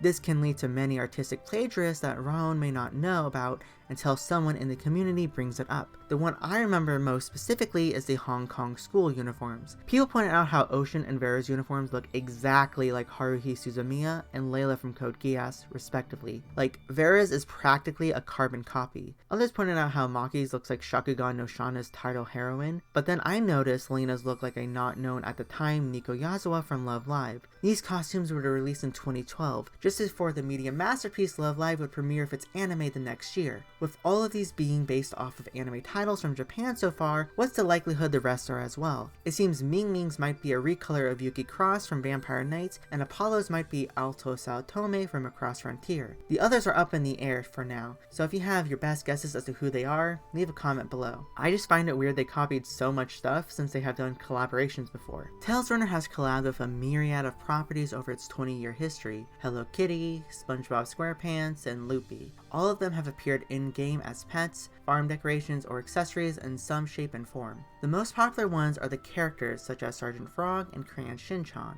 two famous anime properties that created full characters with special costumes that players could race as in-game with unique animations referencing moments from the series. Yet the most infamous is Amu Hinamori from Shugo. Not only was she fully voiced with animations from the series, but depending on which pet she had equipped, aka her own guardian characters, her Fury transformation would reference those costumes. The devs put so much attention attention to detail in these characters because they were fans of them, especially the K-pop ones. Of course they have to represent people from their home turf. TR collabed with Chara, Miss A, Astral, and Girls Day with timed characters or pets. This seems weird to do when the anime characters remain permanent, but it may be due to licensing issues with lifelike appearances. My favorite though was the Block B collaboration, where all 7 members released as star characters with costumes from their latest music video, Her, and I fell in love with them at first sight, especially Zico, who I bought and raced with. I was honestly hoping they would collab with Love Live at some point and release those characters in-game, but I think that ship has sailed already, especially since I can't play Tails Runner anymore. Life is like a box of randomly assorted chocolates. You don't know what kind you're going to pick. One may be sweet and savory, while another palpitates in your mouth, leaving a bad taste. The same applies to rooms in Tails Runner. One may be a fun, everlasting moment with friends, while the other is filled with a drama-induced inferno peering over the garden walls. I chose the latter when I joined in an abandoned Toy Gorge map containing 3 moderators arguing. Apparently, there was a secret meeting with the moderators and GMs, but one wasn't included. I believe his name was Naruto Apple at the time. Diggy and the Darkside X were trying to tell him it was a topic only for adults, and he was an adolescent at the time. Legitimately, he felt slighted and kept pestering on the topic of the discussion. It was a weird room as they kept stopping to talk while I was there to race, so I tried to be a moderator of this moderator discussion and asked them kindly to play the game. While we finished the race, Naruto Apple left in a fury and the room dissipated after, leaving only Diggy and me to converse in private. I remember asking her if everything is alright, and she confided in me as someone she could trust to not spread the news that Tails Runner was shutting down. This news was a surprise to me, as I thought everything was hunky-dory. That secret meeting was warning the forum moderators about Tails Runner closing with a stampede of toxic posts arriving when they announce it in the coming days. Which was a weird feeling to have. I knew the game was ending, but I kept seeing so many active users race in rooms and in the park, all cheerful and giddy. Without the knowledge, these happy moments wouldn't last forever. While everyone was in ignorant bliss, I knew this world would come crashing down, both figurative and literal. I felt guilty knowing this information ahead of time and wished to tell others, but I didn't. I couldn't. My conscience would get the better of me. It was a very unfortunate situation all of us were in. Tails Runner would be my first game shutdown I experienced, and it consumed me. As a kid, I never thought a game would just disappear from your life. If a game disc broke, you could go buy a new one and replay it with a memory card. To see a game I dedicated thousands of hours of my life just vanish was gut-wrenching. I remember crying about all these friends I made, moments I cherished, and items I collected just turning into nothing. It's probably why so many people care about game preservation these days, as they too have experienced countless shutdowns of games they played. I mean, I already made 4 videos on such games, but Tails Runner was my first. I thought I would never get the chance to play the game again, so I spent countless hours recording videos of different maps, my collection, and even friends list. It's funny looking back at them now, as I even spent more hours typing in annotation boxes for each friend and how much they meant to me, but it just looks like me being a narcissist showing off how many friends I have because YouTube removed that feature. You don't have the context behind that video, even just from the description alone, because it's gone, and no one will get to experience it again, which is why I'm making this video. No one can play Tails Runner and understand the joy I felt playing this game with its intricate mechanics, unique design, and the loving community it fostered. Videos may help display what I am talking about, but no one can truly understand it until they step into its world. The last few days were solemn as I gathered recordings, taking one last race on these maps. I had several friends help me. I want to thank Gustavo for helping with Dr. Hell. No one else at the time would. Even on the forums, people dreaded the game's closure. I remember sending a message to GM Yui thanking her for her service, but then went off on how my account should be buried, as if it was my last will and testament. I distinctly remember saying to bury my pandana pet in the grove of bamboo on Peach Boy. I cared deeply for that panda pet. While everyone used pets to boost stats or farm EXP, I still used him because I love pandas. Man, that letter was cringe. If Yui somehow sees this, I apologize for bombarding you with those demands. I'm sure other people messaged you and the other GMs about Tails Runner's end. I remember her response being positive and trying to cheer me up. She even said Flying Pig was in Korea trying to extend the life of the servers, but that couldn't be true. During the last hours of the server, Flying Pig and Squogs held a series of final races with everyone. I got in the first race, but disconnected partway through. However, I was thankfully able to rejoin a couple races later and archive footage of these memories. And after that, I went to my farm while I waited for the server to close at 10 p.m. Pacific on December 21st, 2011. If it was 2012, it would truly be the end of the world, thus concluding our story. Except it doesn't. You see, there's more to the story. Shortly after TR died, I spoke with GM Jaesook on Iris Online, and he shared some details with me. Again, like in that video, what I say here is hearsay. Take it with a grain of salt. I do not have any private messages, Skype logs, or images to confirm what I say here. Heck, my memory may be hazy, and over the years it distorted into what I am about to tell you. From what I recall, Jaesook informed me that Jaesook cut off contact with them just like Nowcom did with TR. Apparently, Korean companies enjoy ghosting licensors of their properties. While Jaesook had its own troubles, the reason TR shut down was due to not making enough money in Nowcom's eyes. Nowcom thought TR should be making more money in the West. Thus, they were upset TR wasn't reaching their projected margin and let the license run out. gPotato wanted to renew the license since it was popular in their eyes, but Nowcom didn't message back and left them on red. The servers died due to greed. Again, I want to reiterate this is hearsay, and this is Nowcom, the publisher, not Rhaon, the developer. If only we had evidence to help confirm this. Oh wait, we do. This notion of Nowcom purposely expiring the contract gained further credence when someone pointed out a listing of Rhaon and Nowcom at either E3 or GDC 2012. I tried looking at their websites in Wayback Machine, but I couldn't find this detail. I remember people sharing it, so again, take this as hearsay. Yet, the ultimate proof this occurred is that in summer of 2012, Nowcom launched an official English Tales Runner website with a closed beta announced later to be in October 2012. This news was shocking. Less than a year later, and the Korean publisher is attempting to launch it themselves in the West? Huh? Like, the English website was clearly inspired from the Korean one, which recently revamped itself not only with the page design, but using these chibi CG characters as well. They also teased new content to us by revealing the hot sensation of the 2012's Gangnam Style dance before any other server. It truly seemed that Nowcom thought they could do better than gPotato, but guess what? They couldn't. The server held a closed beta and then disappeared. What was the fucking point? It just seems so stupid to do. There were 2 more attempts at a global TR server with the Southeast Asian company Winter Hub and the Canadian company OG Planet. Remember them at the start of the video? OG Planet published TR from 2014 to 2017, but it didn't feel the same. They started from literal scratch, like the beginning of the server, and reset everything. They even changed the names of characters since gPotato's localization seemed wrong to them. While some names made sense, like changing Apollo to his original name Narcissus, or Ocean to Lily to keep the aquatic theme, changing D&D to Cassandra and Lena to Nessa, those don't relate to the characters at all, with the most egregious being Maki to Mika. They changed 2 vowels around and made it worse. The reason she is called Maki is because it means roll in Japanese, which she does in her dash animation.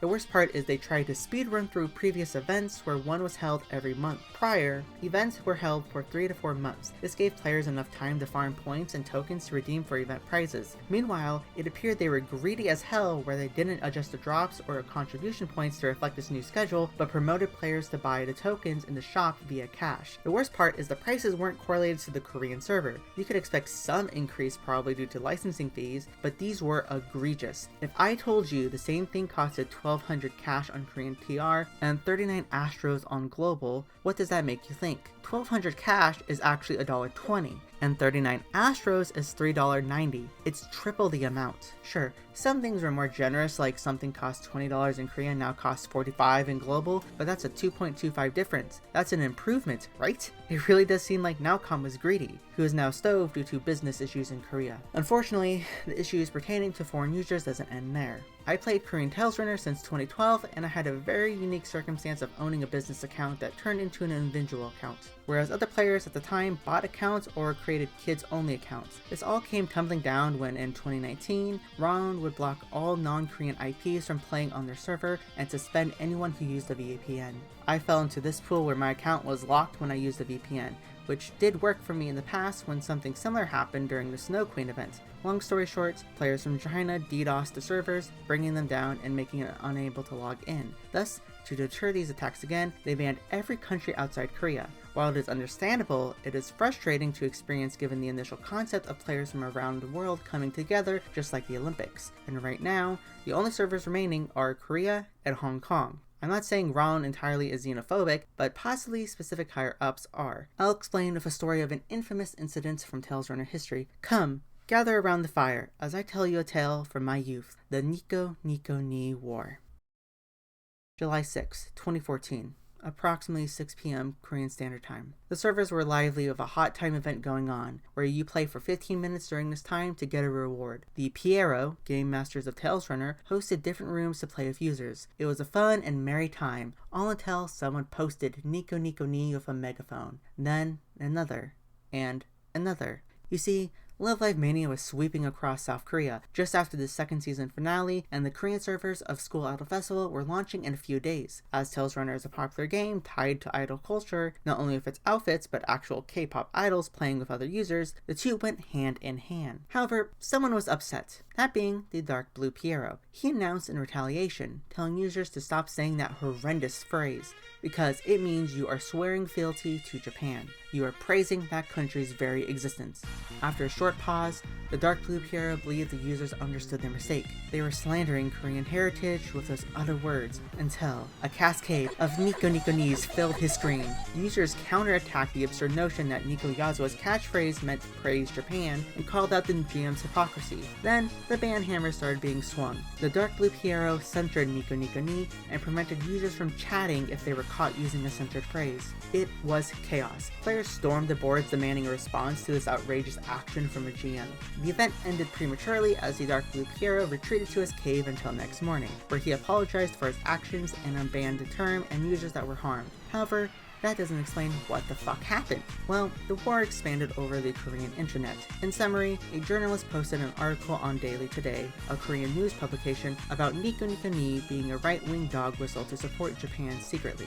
Apparently, the writer got this information from a Q&A board where a user asked what Nico Ni means, because they kept seeing it on social media. At the time, a trend was going on to assault people saying Nico Ni as a gag. So one user responded that it means to praise Japan because they read it as Nico, which means Japan's glory. However, that is not what it means. It seems to have been an effort by a troll to stir up trouble because Nico just means sunshine. But it doesn't end there. Before removing the article, the journalist added more information, citing Toyotomo Hiroyoshi declaring Nico Ni when he invaded Korea in the Imjin War, spawning a bunch of memes around this incident. Thus, it is presumed the Dark Blue Piero saw the article that came from this post and believed it, ensuing the series of events. The reason I bring this up is because the history between Korea and Japan is very divisive. There are catastrophes both nations participated in where they can think of each other as foreign, especially the context around the Imjin War, where Japan invaded South Korea. However, if someone on the management team believes this and remained on the team, what does that say about the company culture? I'm sure there are plenty of people on the team that want to spread Tales Runner worldwide, but it just appears that the game is now being marketed as Korean only, which is a shame. Not just from this minor incident, but the closing of several overseas servers walling off outsiders from playing their game. Even though I was blocked from playing the game and viewing this website, I still actively engaged with Tales Runner. I continue to upload videos to share fun facts about the game and its characters. One that didn't see much progress was finding the English voice actors of the characters. I contacted Jessica Rao, the only one listed who played Yuki, and she revealed she voiced Charlie and Ming Ming as well, and she said Kai sounded like Michael Yancey, but told me not to message him as he is a busy actor. So that trail ended there. One thing I'm glad I did was order memorabilia of Tales Runner while the shop was still up. I imported physical editions of the tarot cards and still stare at them to this day. Plus, Tales Runner had several runs of trading cards, so I ordered a box and struck out when I got the Aquarius card. While this went on, I maintained updates for the game until the second season ended, which I followed the story closely as it reached its climax with the Anubis battle. It was enjoyable to see a resolution to the story that was 15 years in the making, and I want to talk about some of those themes I noticed in the game. A prominent theme that appears in the second chapter of Tales Runner is the importance of emotions. We have Elm's smile with his cards containing different expressions, tying to his profession as an artifactor. He studies and collects artifacts due to their connection to human emotions, as an artifact harnesses emotions to make it such, where an object without emotion does not become an artifact. Elm's comes from the archipelago of emotions, where each island holds a kingdom serving a different emotion, with Elm's affiliation as well as Princess Sabrina and Prince Shionel being the kingdom of joy. They lie above water, while the kingdom of sorrow resides deep underwater, providing a metaphor on the emotions we show and those we bury deep down. Since the joy kingdom is high up, the water levels ebb and flow, just like how our emotions can rise or fall without overtaking one another. It creates an interesting parallel with Kain, who controls reversal, able to fluctuate his light and darkness energy at will, insinuating that our emotions can be controlled as well, but just like Fury, we may lose ourselves at times, but ultimately we can level the positive and negative emotions. Speaking of Fury, that is the only emotion mentioned at the start of Tales Runner. However, in Korean it translates to anger, connected to how characters say, "I'm so mad," or "you're going to get it now," when furying.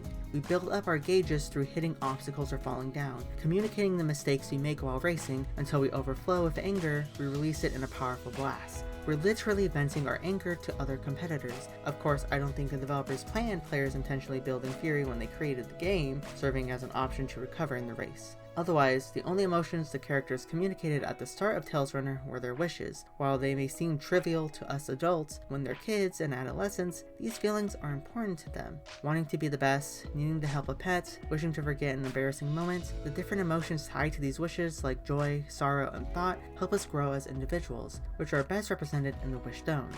During the second chapter, the reveal that the wish stone fragments split into many pieces, which then formed 3 different stones representing joy, sorrow, and thought, came as a surprise due to misleading from what not only the fans had been following, but the runners as well, which seems to be the point when restructuring the story. They used the details of the wish stone not granting every single wish to stir Kai into losing himself, so he could later represent the stone of sorrow in the final battle with Anubis. A child of darkness, Kai dwelled in despair with the revelation he couldn't save his father after being told many times he could get any wish he wants, turning this tragic situation into a Greek one where we learn the Henrys used the wish stone to revive a child of theirs that they promised Dr. Hell they could use on his dead son. Thus, the Stone of Sorrow isn't just about being sad, but any negative emotions in general, including the aforementioned fury mechanic.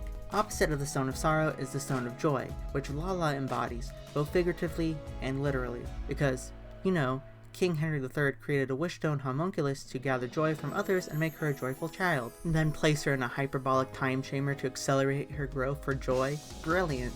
The necklace she wears maintains the levels of joy around her, and manifests when she wishes to be free from the Tower of Time, creating Tales Academy where she can be herself and make friends. However, she sacrifices this joy of hers to fulfill her responsibility as Princess of Talesland. Once again, during the final act of the Chaos Saga, Lala sacrifices herself to manifest the wishes of the Tales runners into actuality.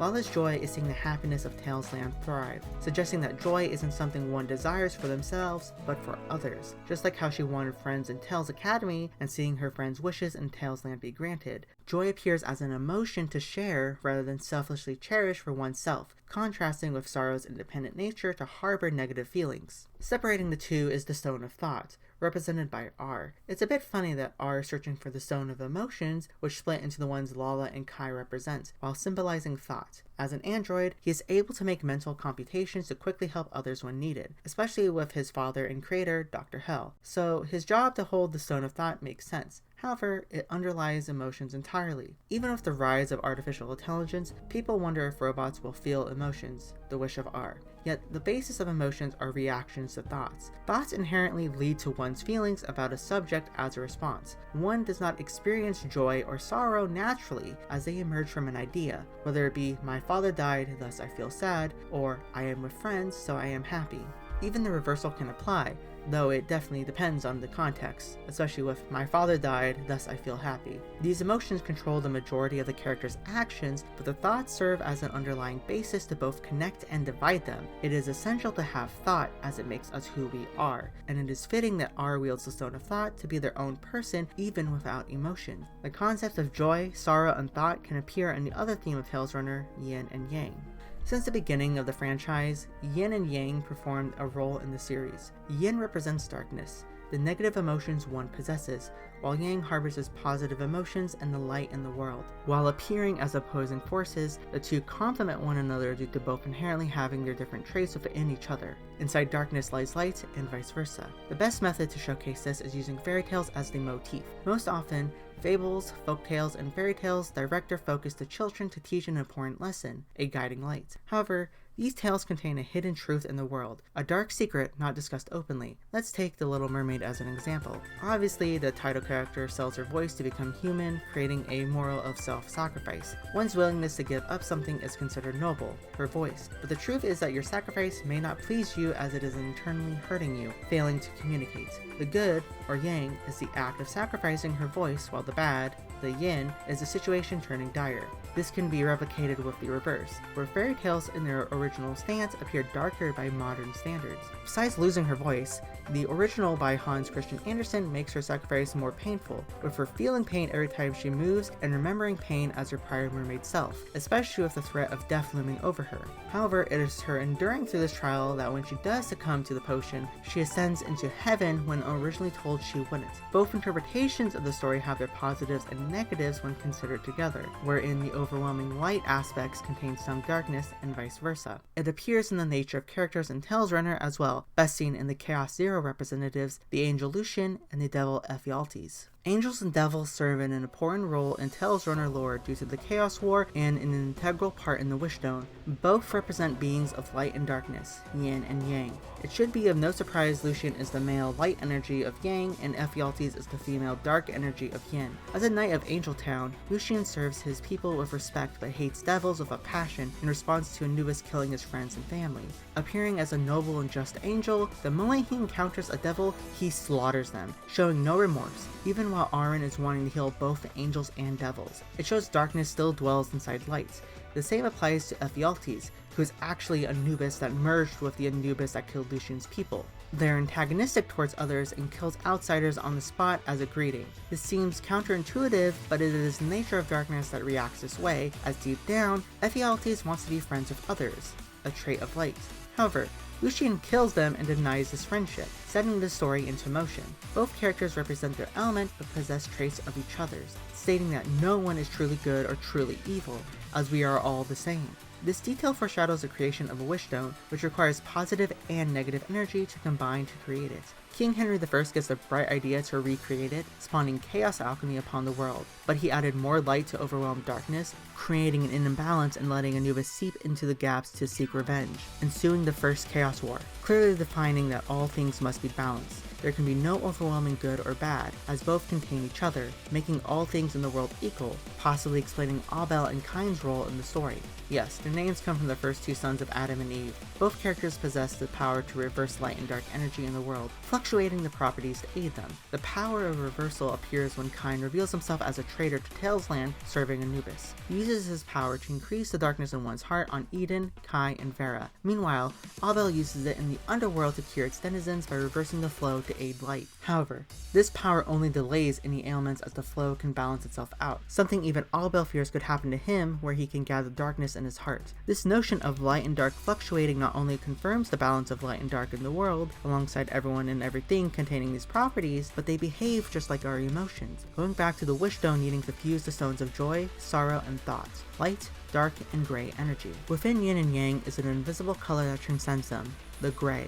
It combines the two into one entity while separating them as well, while not clearly defining each other due to their interconnectedness. The term gray refers to someone who has a complex moral compass possessing both positive and negative qualities, usually due to one's conscience debating actions within those properties. Thus, it is fitting that a third zone exists, with thought, the mind's essence to think before determining emotions. Our brain acts as a middleman to balance either side out, explaining those cute angels and devils you see on people's shoulders. Again, thought is what manifests the emotions, something most people do not consider and is an invisible quality to them, thus explaining how we balance out either side of our emotions in an action or reaction, due to whichever response possessing both positive and negative qualities, manifesting as yin and yang, two halves mended together by a transcendental force, explaining the redemption of chaos alchemy that helps users in the Chaos War once we realize both properties can't be overwhelmed by another. The same applies to TT, the angel-devil hybrid that desires to use her mind to create alchemy to help everyone, just like Aaron, the one at the center of Tales Runner's story, a memory forever living on. When one becomes a Tales Runner, they receive a Tales book, serving as one's collection. It records profile info, collection, cards, missions, achievements, and so much more. The runners don't take on the role of racers, but also authors, creating their own story in Tales Land. Everything we write down is our hero's journey, embedded into our collection like pressing a leaf, detailing our relationships for all to see, becoming our personal writer with the memories we make along our journey. While I mentioned gameplay moments like winning the Naturel Tournament, getting lucky on the Athena and Star capsules, or recalling difficult moments on maps, my most memorable part in Tales Runner is the friends I made. I know it sounds corny, but I truly admit it. I've made friends in other games, but only a handful of them remain in my life to this day. Most went their own ways once the game we played disappeared, but it was different for Tales Runner. So many people I talked to back then still remain in my life to this day, and I am extremely grateful. While I don't frequently speak with my in-game dad, Valkion, I still talk to my in-game mom, Chizuru. We have met in real life, attended conventions, and concerts together, and she's the most caring individual I have ever met. Plus, there is Jaesook, the OGTR moderator that I met at a Love Live School Idol movie screening and frequently see each other at conventions, and he is always smiling that it is contagious. Turns out our interests aligned with idols and gacha games, as we talk about Love Live and Genshin. This applies to Wataru and Shugo as well, who I frequently speak with in the former's Discord. I would always gift them extras first alongside Jaewa and Lindy, who usually stop by on my streams every now and then to check in on me. Of course, I regularly converse with Yellowflash to this day. We both love Pokemon, talking about current updates of the main series and mobile games. She's always supportive by providing gifts to me, and I think that is what I am most surprised about. Not only with the others above, but Killua and Alio have sent gifts to and from each other with me. We all talk about anime and play similar games with an enlightening atmosphere. This applied to Drander and Worsey as well. I remember playing 100% Orange Juice with them so much. All of these bonds we formed came from a children's racing game, and I'm surprised it has remained to this day. The power of connection the game relied on with its mechanics and world building transcends into the real world. I am blessed to have got to play Tales Runner amidst so many wonderful people, even 20 years later. I still hope one day Rhaon would publish Tales Runner globally again, or even publish a full game or something with how much content they have to play via single player or something. There appear to be previous efforts to revive the game, like creating a blockchain version to have players mine while racing. I don't like crypto, but I would sell my soul to them to play Tales Runner again. There were rumors of a mobile version of the game launching, yet they published multiple attempts in different genres over the years, with the most recent being Tales Runner RPG. I play this game for now as I love seeing the characters mature and witnessing the evolution of the story, but now it is in a stale period of no content as they try to restructure the game, so who knows where that will go. At the end of the day, I wanted to share my experience with my favorite game that changed my life. If you reached the end of this journey, thank you so much for staying. Thank you to all my friends from Tales Runner I have met over the years, and thank you, Jaesook Park and the Rhaon development team, for creating an amazing game that one day I hope many others can play and wish to see their dreams come true.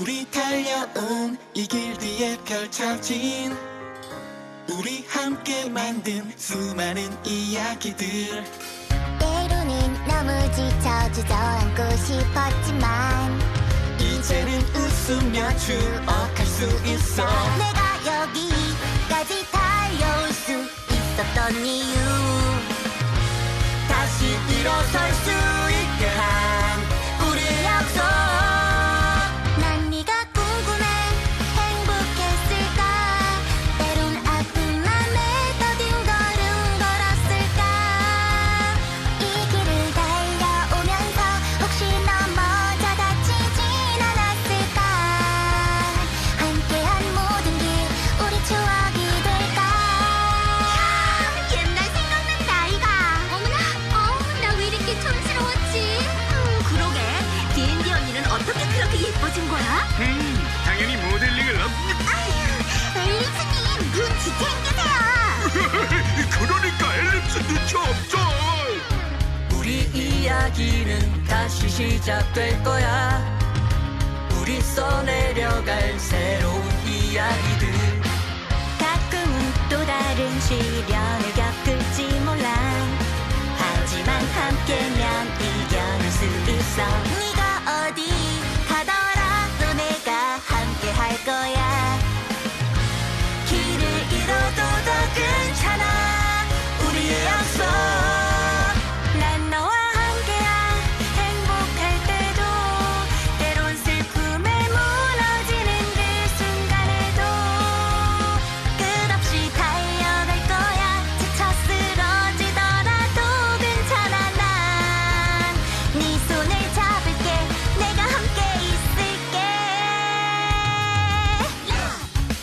뛰어가는 거야. 너는 혼자가 아니야.